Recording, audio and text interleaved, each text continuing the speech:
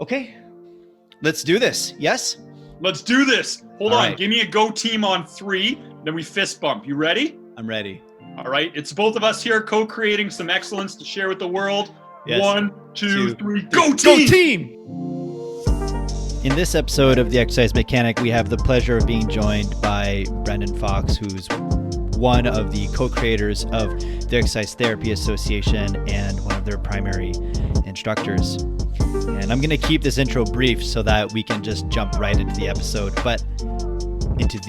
Pardon me. However, the thing I really want to highlight and that I really want to say is I think that you'll notice that Brendan really embodies unique qualities that we seldom find in leaders. And some of those qualities are curiosity and humility and vulnerability.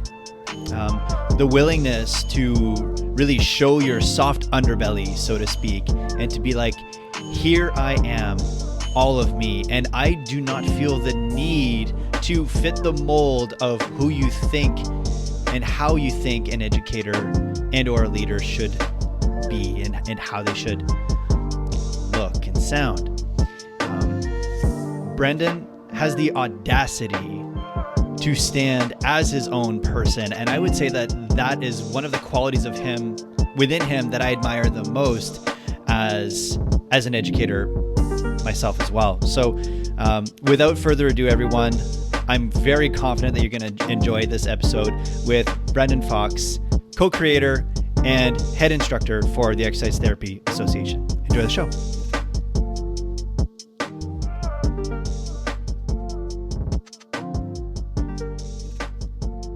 Thank you so much, Brendan, for joining me this evening. It's honestly, man, I've been looking forward to this. I've been wanting to do it for a long time. And so I'm happy that we made it happen. Buddy, I've been looking forward to just catching up with you, having a good, intelligent, mind-blowing conversation. Some of those conversations that you just always think about for weeks and months after. That's always been the case when I chat with yourself. Greatly appreciate you. Likewise, man. Likewise. Well, let's dive in, shall we? So as an educator, one of the things that I was really curious about, because I think as educators, we all have different perspectives as to like why we do what we do. Why do we feel this need to share aspects of us and lessons that we've learned with an industry, our peers, etc. And so I'm curious for you as an educator and as a leader in this field, I very much consider you a leader in this industry. What's one of the biggest opportunities that you see within the fitness industry specifically? Okay, so I guess, it comes down to why do we lead others and what's the greatest opportunity? And I would say that to speak humbly, in the beginning, I was very motivated by being significant at the beginning of my career. I struggled with things like imposter syndrome, and I was trying to show my worth and show my value.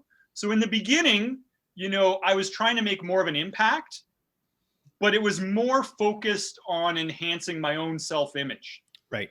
But then through the passage of time, as we all grow and develop, my motives completely changed. So instead of being more about me, for me, I became more motivated by, to put it simply, instead of being motivated for the self, I became more motivated for others. So I found greater happiness in creating happiness for other people. Yeah. And I started to look at everyone else as being like family. So I almost feel that sense of obligation, like these are people, they're on the same journey I've been on. They're a little bit, they might be a little bit further behind in that journey. So, out of that same kind of care and concern, I would want to help speed up their progress to whatever degree they want me to, and help alleviate any of the suffering, provided that that's actually going to help them. Because in many ways, suffering has also been a great teacher for me and many others. Yeah. So I'm here to more or less serve as a guide. In the beginning, I was trying to be the hero. Yeah. Now I'm more motivated to be the guide. And I think in the fitness industry, a lot of us are drawn to it initially because of, because it's a very aesthetic thing. And so we're trying to enhance our self-image. So perhaps that's a reason we're all drawn into this industry initially. But I find a lot of people really grow and their motives change as they mature in this process. And I found that was true certainly for myself. And I find it more fulfilling when the motives are more about other people than about the self. Yeah. Yeah. So I guess what I'm hearing is that there seems to be, as an industry, potentially an overly developed or an focus on oneself in contrast to contribution or the well-being of others. Is that kind of what you're? I think this industry naturally tends to attract more of that. Right. Because I think a lot of times when people are getting into fitness and health and stuff like that, a lot of times they've got motives relating to themselves. Right. And then so that can just be a natural extension of their passion. But I find that the more you spend time in this industry and the more you work with people, the more you sort of learn through experience. And I would say ego motivation, it's a fuel and it can move you forward. But I find that love motivation is also a fuel that can move you forward. I love that, Brendan, so much. I in some of my, like, I guess not recent talks, but I've always thought of like you mentioned essentially like the fuel of love in contrast to like the fuel of like ego, or another one that I find is really common is like fear, or even like self-hatred. I find those fuels that can motivate you to do really, really, really big things. I find that type of fuel source can almost be compared to jet fuel, and that it can like get you going from like A to Z to reach like escape velocity really quick, but like it can blow up the jet, Whereas love is like it's like the Prius equivalent or whatever. Like it can go forever. Sometimes not as fast, but like it can sustain, And I love that metaphor. And I think you put it in a really nicely described way, which is they both are forms of fuel that can serve different purposes. If I'm about to get attacked by a lion or a tiger, I will use fear motivation to move quick. You're not going to try to Care Bear stare the tiger into submission. Yeah. I'm not going to call for a group hug. Yeah. But the thing is, when it comes to the fitness career, it's not really a sprint, it's a marathon. Yeah. So we all need that fuel that can help us go the distance without running us ragged. Yeah, no doubt. Right. So I would say, you can use ego as fuel in the beginning, but you might find you get better longevity and better mileage out of love as the fuel. Eventually people come to learn that lesson. And I don't think it's something that you can really tell people and they grasp. I think in many ways you need to give people the time and space to experience it firsthand, because I think experience can be a more profound teacher than just a intellectual understanding. Yeah. And that's something that really stands out from your courses. It's actually the second question that I had in mind. So I'm happy that you brought up the word experience a few times. The concept of truth through experience, in contrast to truth through belief or truth by belief, is one of the things that really stood out from your course. And I thought it was really great. And I would love for you to expand on that, because I feel like there's some gold that we could extract out of what you mean by that. But also, once you define it, I would love for you to tackle this question, which is, how do you reconcile truth through belief and truth through experience? Okay, perfect. So what I learned is that, as you move forward in your journey, there are a lot of missteps you can take. And it's almost like a lot of detours on your path that lead you to a dead end. And a lot of those can come through blind belief. When we just believe what we're told without questioning it and trying to experience the truth firsthand. And I think it really comes down to this. People form opinions without studying the facts. And when you do that, you leave yourself open to the worst atrocities mankind has ever committed. This goes way beyond even just fitness and health solutions. But if you look at a lot of the things like genocide and racism and all these different things, a lot of it had to do with blind arrogance, forming an opinion without studying the facts. And usually it's because somebody told you this is the truth, and they had convinced you to accept it as truth. And so there's a lot of risks with that, because a lot of people use that to manipulate others. Right. And the way you'll see it in any industry is you'll see experts who will say that basically anything any other expert says is completely wrong, and here's why, and everything I say is the truth. And I experienced that through some educational courses. Yeah. And I found that that was the furthest thing from the truth. And so you find that when people are motivated by greed and ego, they'll try to poke out your eyes of wisdom. They'll try to just have you be dependent on them for what works, what doesn't work, what you should and shouldn't do. But I found that, it's more fulfilling as an educator to encourage people to keep their eyes of wisdom open. So I can say to you, okay, Etienne, here's what I've learned through my experience. There's this assessment, there's these correctives. However, never forget truth through experience. I've never worked with your clients who have the particular issues they have. I can tell you what's worked for me, and maybe it'll work for you, but really it's going to require the intellectual responsibility of just rolling up your sleeves and figuring out what works in the real world. So I want to encourage people that that's part of the process, because that's going to accelerate learning, keep you open for growth, and it's going to keep you free of being manipulated by dogmatic teaching, because people are really going to try to own your brain so that they can own your wallet. Wow.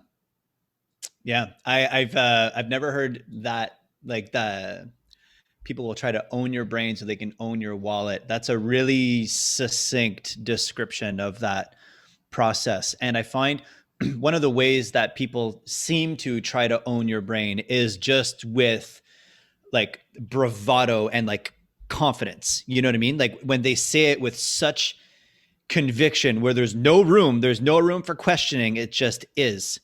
I find it tends to be packaged in that way, and I really think, it's interesting. The first question that I asked you today, once we started recording, was what do you think is the biggest opportunity in the fitness industry? And if I may, I think my assessment of it, at least in part, is that it seems like there's an opportunity for critical thinking within the fitness industry. There's a lot of like, just do this, stay in your lanes, in contrast to let's empower you with an understanding of the components so that you can figure it out. And to use your words, to like take a certain intellectual responsibility for the situation that you're in, and the responsibility that you have for the care of this individual that's in front of you. But I love that. I'd never heard of the saying, like, they will try to own your brain so that they can own your wallets. I'd never I just heard made it anyone up put right it that. now, Etienne. Dude, like virtual high five. Good job. All right. Bam, bam. Yeah. So if you want, here are some of the questions that I think about. So I guess I would try to encourage people. There's a certain way to have more of a radar for who is actually going to try to manipulate you through their expertise and who may be able to actually empower you. Right. One field of expert will disempower you, one will empower you. Number one is this. Do they make things more confusing than it needs to be? Yeah. So I find that a lot of times people will try to confuse you so that you assume that they're so smart they just can't understand you. Right? And then another thing is they tell you what to do without ever telling you how. They'll say, you need to do this, you need to do this muscle and that muscle. And they give you a whole bunch of theory without any practicality. Right. Right. And then the other thing is, I find that the false guides have challenges with self-control, emotional challenges. They may blame people, they brag or boast, they might be materialistic and copy people. This comes with the package of personality qualities that would motivate somebody to be this kind of a false prophet, false guide. Because those are qualities that will go along with ego motivation. Yeah, totally. In many ways. So you might find that they're short-tempered, that they've got, and then, they'll also be quick to form an opinion without studying the facts. Yeah. Right. So, and this has happened to me where people have said, Brendan, I asked some expert about some of the stuff you do, and they said, oh, those assessments are all junk or none of that stuff works. Right. And they're like, but they actually didn't know anything about you or what you do. They just told me, no, I'll teach you everything you need to know. Don't take that stuff, this and that. So, you know, I find that if I ask somebody's opinion and they give a firm opinion without actually, you know, without actually having an experiential realization of it, that you might find that that is a warning sign. So if you say, okay, well, how do you know that? Oh, well, you know, all muscle testing is junk or all this is junk. And it's like, okay, well, there are stacks of testimonials and people who have made a career off of making a positive difference in people's lives through this kind of techniques and tools. How can you say it doesn't work? You're lying in the face of mounds of evidence and testimony. So right? that seems to be consistent with what I was asking you earlier, which is like reconciling truth through belief and truth through experience, where it's like people can, and I see this a lot in the evidence-based medicine or in the evidence-based practice world, where they're like, no, there's no research. And I'm like, yeah, but like, what about the like decades of anecdotal evidence that support this? You know? And so just because we don't understand something now doesn't mean that we won't understand it tomorrow. And I find that there tends to, we need to be cautious. And it really feels like this dynamic skill between like evidence-based practice and like looking at data while also concurrently like interpreting the things that we don't have evidence for yet. You know, and because I find that like just looking at the current evidence can sometimes create really rigid belief systems about what works, in contrast to like the artistry of what we do, which is like learning to dance with the things that we don't fully understand yet. And one of the things that I love about your system, or systems, I would say, because there's lots of different components to it from what I've seen, is that there's a really, you encourage retesting, which I really like, so as to test your work, to confirm your work. Why is that something that you teach and make such a point of hammering home with your students? Okay, so the whole purpose in retesting is to verify that you're on the right track. A lot of times people don't want to know when they're not on the right track because they might not have the self-efficacy to be able to handle it. They might have a fear of failure. And what happens is you become crippled in your developmental progress. Be aware of when you're not being effective so that you can fine tune your approach over time and you can try different experiments until you get a satisfactory result. So unfortunately, the way the human body works and working with the mechanics of exercise and biology and everything else, it's never as linear as we'd like it to be. This isn't an assembly line job. Shoot. It's not like we can just, just do this. Yeah. So you know, you have to have a starting point for experimentation. You got to start with something. Yeah, totally. You got to get your result. And then, you know, if it's great, go with it. But you might have to just shift gears more and more until you figure out what's wrong. Now, this is for the benefit of the client because you want to make sure that you're doing the best you can to provide them with the solution that will bring them the best outcomes. Yeah. But it's also for your own benefit. It's actually, and I say this in the nicest way possible, retesting is one of the most selfish things you can do because it's only going to benefit you and your development to use a feedback loop to retest, because whether it's working or not, you're going to learn something, and that's going to accelerate your growth and development. And as you accelerate your growth and development, you'll be more in demand. You'll create more raving fans, more opportunities, and that will help you experience more of the good stuff in life. I would assume that like this is like you said, like it's actually the most selfish thing if you can tolerate failure. Like if you have the mental models so as to deal with the truth that like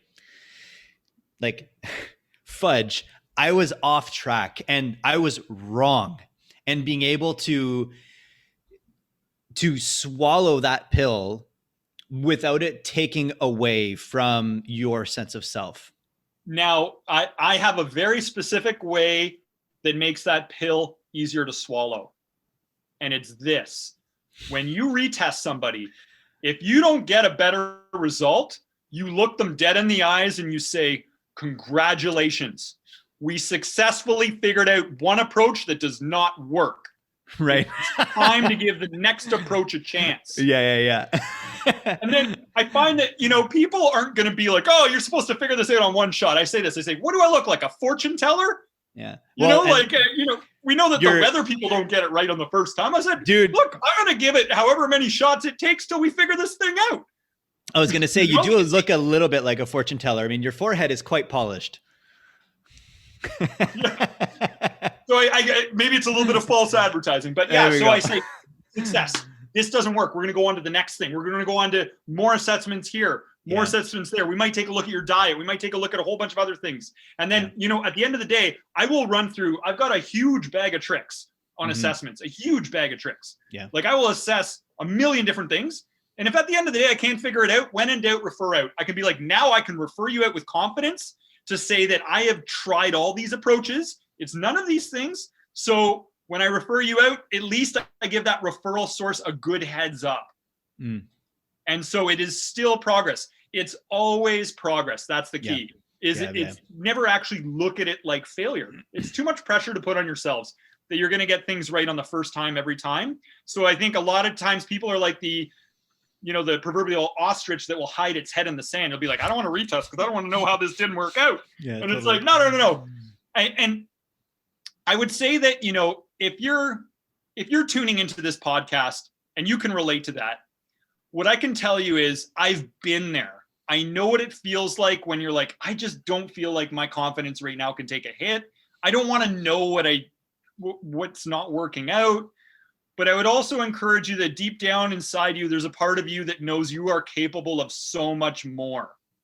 And that you're not meant to be this cowardly version of yourself that's suffering right now, that there's a deeper part of you inside and there's a level beyond. As good as you are, there's a level beyond. And I would encourage you that, in the battle of your life, I would encourage you to take up your sword and answer the call to adventure to be the absolute best you can be. And it's not going to be easy. And that's what makes it so exciting, because it isn't easy. Not everybody can do it. Not everyone can say, that's it, I had enough. I'm going into battle. I will face failure and everything else as many times as it takes to get breakthrough results. But there are people out there, countless people, who are waiting for the help that only your better self will be able to provide. Think of them when you're in those moments where fear of failure might get the best of you, and do it for them. There are people out there suffering best self yet, and deep down we know you are more than capable of doing that. I love that.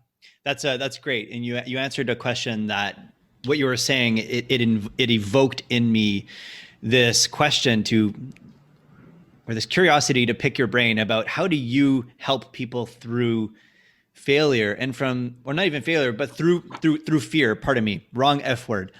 Through navigating moments when maybe fear feels a little bit crippling. And from the sounds of it, it's very much like in those moments to shift your focus towards service, to reframe why you're doing this in the first place. And it's not solely about you and your journey, but it's about like helping people, and like you said, there are hundreds, if not upon thousands of people that need the information and the wisdom that you have between your two ears. Absolutely. So I think, knowing what gets people beyond fear, I would say this: what has gotten you past fear in the past? Right. That would be the easiest way to go through it, because there are many forms of fear that might hold people back.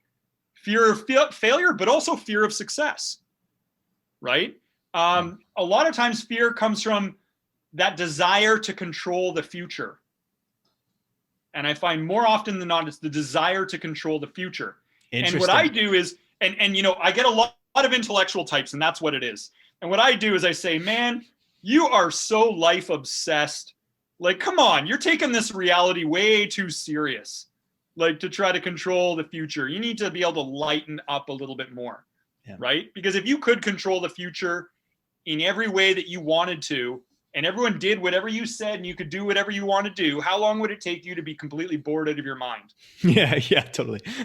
One of the best things about life is that you can't control the future. Yeah. So, a lot of people have attitudes that they've just picked up in their life, just kind of like flypaper, just sticks to them.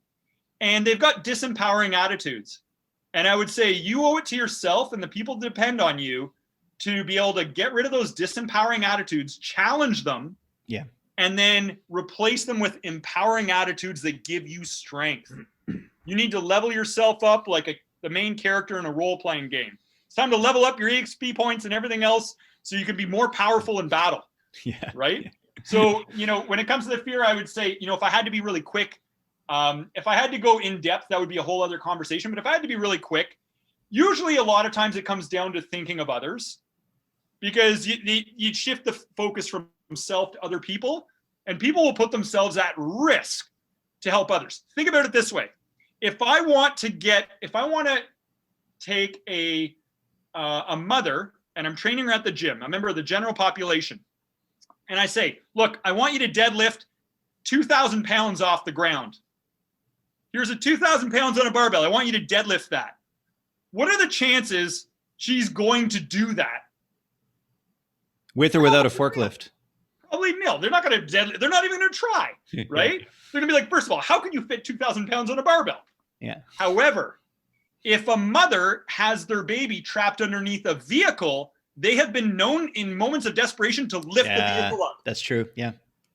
They weren't. Now, they spent the next 3 days in the hospital because they fractured every bone in their body. Besides the point, they would never push past that fear of incredible physical trauma if it were not for other people. Right. So I find often it's taking that focus, putting it on other people. And that's why I'm willing to just be vulnerable and do whatever and say whatever, as long as it helps other people out. Yeah. Then that's what motivates me most. Yeah, I love that. I know we're starting to get a little tight on time. I know you have a call in about 15 minutes. So I'd like to move into the rapid fire section for today. The first question originally wasn't a rapid fire, but we're making it rapid fire for time's sake. And it's as follows. It's that from what I've seen, because you've taken I don't know if it's hundreds of courses, but you've taken a lot of courses in various fields. And my assessment of you is that you've really cast a wide net when it comes to the education that you've done. Why did you choose width in that sense of like casting a wide net in terms of your education, in contrast to depth in maybe going to get a PhD, for instance? Because you seem like you're really, really, really hell-bent and you have like a commitment to learning. And so I'm curious what has motivated you to go wide, so to speak, and so multidisciplinary with your education. I think that when I started to work in the real world, I realized that you needed a wide array of solutions to the people that you're going to be helping.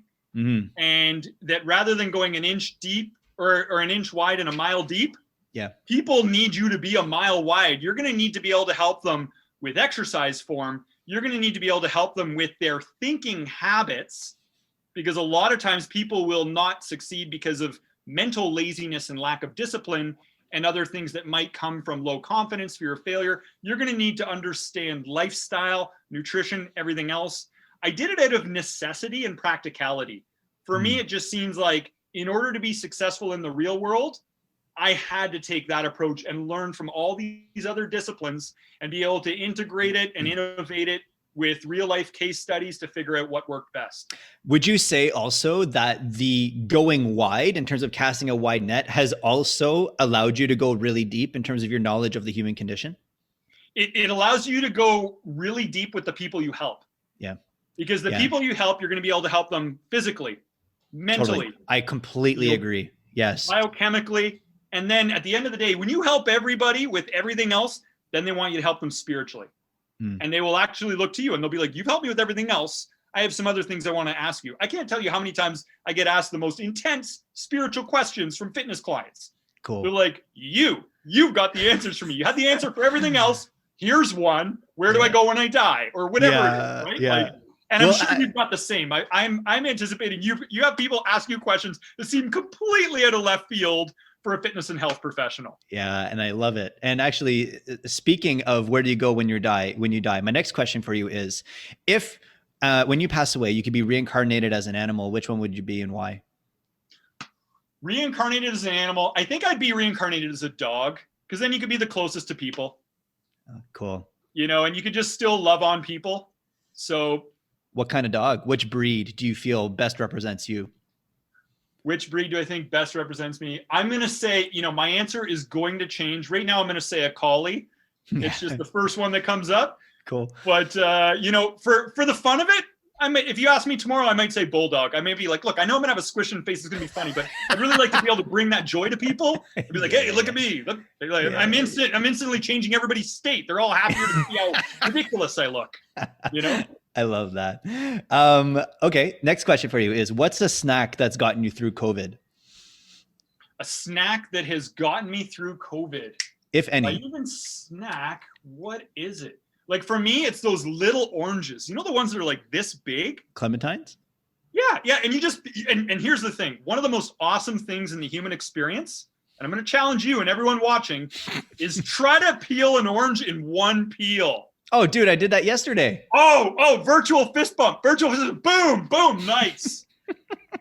That'll get you through COVID. Yeah, totally. Talk about like reaffirming self-efficacy when you get that on your first try.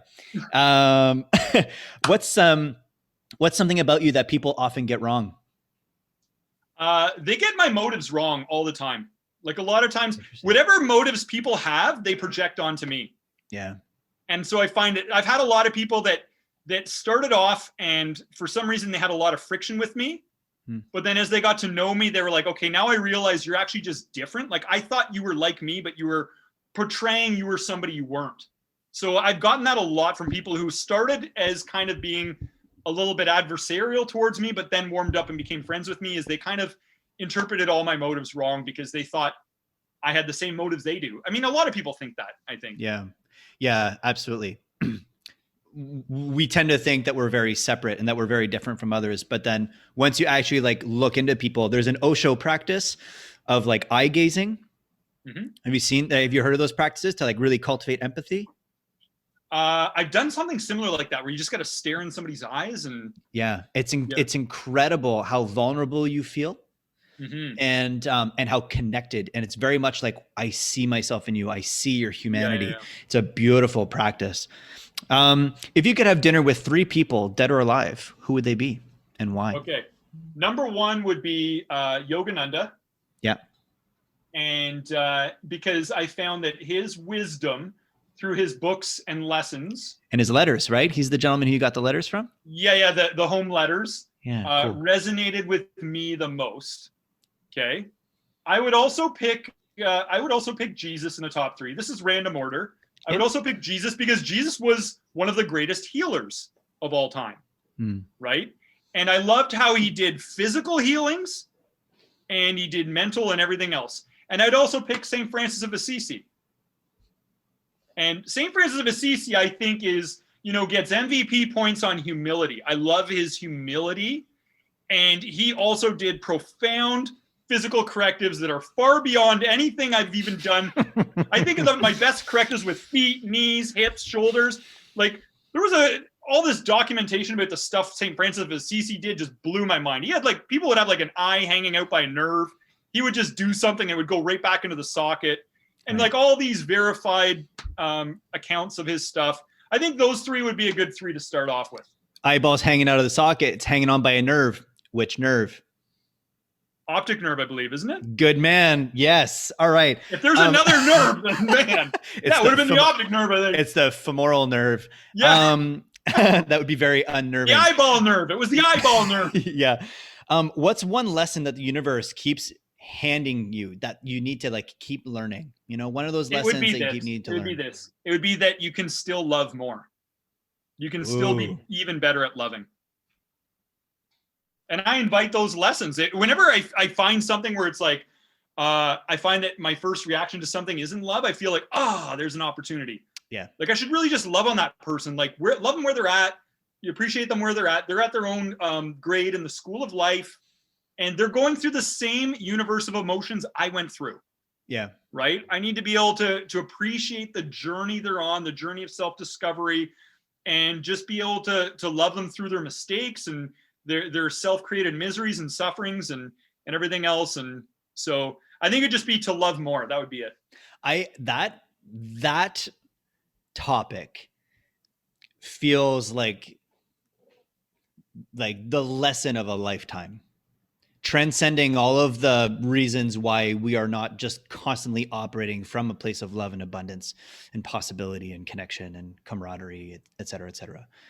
Like that feels like one of those things. I completely agree with you. I'd never put it into words like that, but that feels like one of those things that absolutely keeps coming back with various different labels, but at the core, it's like the same thing. Yeah. And I feel like in my own experience, and you may experience this, as we've all grown in our ability to do that, you might notice how much more enjoyable this human experience is. Yeah. It's so much easier just to love everything than to judge and decide what you like and what you don't like and under what conditions and everything else. Man, that's a mental hell. Yeah. We've all been there. It's so much easier just to love on everything. Yeah. Yeah, I feel that. And I know that I sound like a hippie right now. I can tell you, I came about it from a very like methodical, strategic, intellectual approach, and ended up at the same place as the hippies. Yeah. Yeah. No, it's true. I've had a few peak moments in my life, especially within the last year. And that lesson got smeared in my face. And I remember saying to myself, is that it? And I was like, oh, okay. It's like, it's that simple, but it's really difficult sometimes. Oh man, I'm so happy for you, because it means you're getting the same curriculum from Life in the Universe as I am. I'm like, dude, this is a really awesome course. Like, you like master it and the exams and everything. I'm like, this is the best course of them all, man. I'm pumped for you. Yeah, thanks, dude. Thanks. So on a slightly different, wavelength, what's a myth within the fitness industry that just keeps coming back, that seems to refuse to go away? A myth in the fitness industry that keeps coming back, that refuses to go away. I'm going to go back. I'm going to sound like a broken record. I'm going to go back to the truth through belief, that you can become an expert by blindly accepting everything the experts tell you. That is a myth. That an expert can just spoon feed you your own expertise. That blind belief is the path to self-mastery. That is a myth. So let me ask you this then real quick. How would you define expertise then? I would define it as getting to an exceptional level of mastery at what you do. Okay. So I would say if you want to get to an exceptional level of mastery, then blind belief just can't take you all the way there. It's just not that simple. Okay. And one more question. How do you define mastery? Mastery? Yeah. How would you define mastery? Competence at what you're trying to become competent at. It's basically competency. Okay. Very cool. Very cool. I love that. Okay. And so last two questions. Which books have you gifted the most often to people? Okay. There's two, because I buy them by the dozen every time I run out. Really? Okay. And one is this. One is The Life Everlasting, A Reality of Romance, Marie Corelli. She wrote it in about the year 1911 or so, and it was a top-selling book at the time. It is absolutely beautifully written, and it is chock full of spiritual wisdom bombs. And she has since become almost completely forgotten. Okay. So it's Marie Corelli, Marie, Corelli, Corelli. And that is one of them. And it's a public domain book right now, which means that, you can buy it for like $10 and anybody can print it. Oh, right? Really? Okay. Yeah. So cool. It's like anybody has access to Life Everlasting. So that'd be number one. Yep. Best romance novel ever.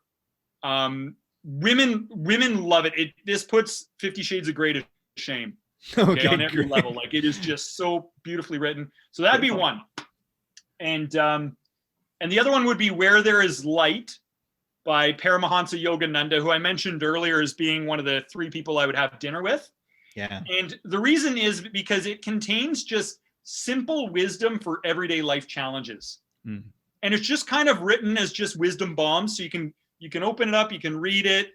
It doesn't require a huge commitment all at one time. Right. But it also gives you a lot of windows of insight into greater wisdom. And I find for me, like both of those two books I give out, to everybody I can, whenever I can, because I feel like those books were just gifts to the world. Beautiful. So you're paying it forward. Yeah. Yeah. I love that. It's my gratitude for those books. I'm like, these books are so great. I'm just going to buy copies and give them out to people whenever. That's great. I love it. Okay. Last question that I have for you before you wrap up is that if you could essentially put a message on a billboard for everyone to see, every single person on the planet would either drive or walk past this billboard with this one message on it. It's your last opportunity to really like make an impact on the world. What would that billboard say? I would say, there was a time when I said, I would have said, if you were to ask me this a while ago, I would have said, you matter, because that was a big message I was trying to get across to people at that time. Right now, I would say this: being loving is your superpower. I would remind people that when you were 10 out of 10 loving in life, those were those cinematic moments of your glory and greatness, when you were there for people who needed you, when you just went the extra mile to show people that they mattered. Like, that is your superpower in this lifetime. We might think it's assessments, we might think it's correctives, we might think it's math or finance or business and this and that. Nope. Your superpower is and has always been how loving you can be to other people. Beautiful. Beautiful. Where can people learn more about you and the initiatives of the Exercise Therapy Association, my friend?